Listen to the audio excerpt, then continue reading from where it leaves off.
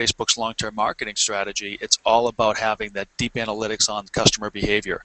And so what they really did is for $1 billion, they bought $20 billion worth of extremely deep analytical behavior of people who are willing to share information because of the nature of the fact that they're on Instagram. So location. yeah. I saw a Gartner webinar today that was actually pretty good. It was Which one was it? It was on the technology trends you can't afford to ignore. There was all of them. Gartner is a technology trend I can't afford. And I can't ignore. So I love them, but I can't afford them, and I can't ignore them. You can't afford to ignore them. We finally get a smile out of Roy. All right.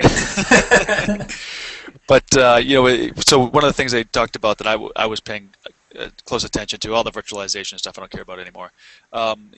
Context-aware computing. They highlighted too. They spent a lot of time talking about integration of corporate and social media streams. So obviously they've been listening to this podcast.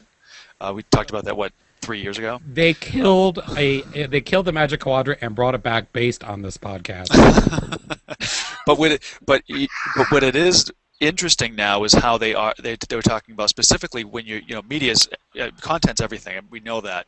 But now it's content in context of awareness of where you are and what you're reading and what you're doing and what you're reading really it on. Smart? You know who's smart around this? Charlie Betts. Yeah. He's very into text analysis and has been forever.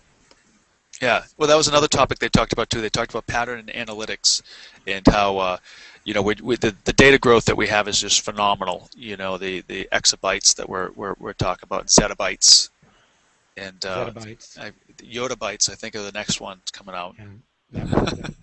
Yeah.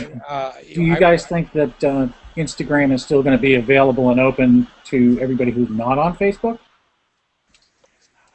Now, that is the question, Roy, because there have been situations, I think, when Evernote bought Sketch. All of a sudden you had to have an Evernote account if you wanted to get into the sharing, and then they brought back and they call it now the classic login, right? So, Roy's got the $1 million question, because are they still going to allow you to be, Instagram on your own?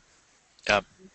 I guess it doesn't matter if you can get one set of big data to talk to a big set of data. Then good to go.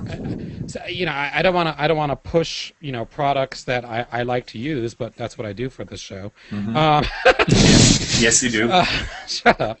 But I've been a big Instagram fan. I try not to flood anything with it. But another, and I don't know if it's got the power of Instagram, but Vidi is like Instagram for 15-second videos. So I think if you mash Twitter and Instagram together, it's Vidi, because it can only be 15 seconds, no more. And another one I use all the time called sound tracking. So it's just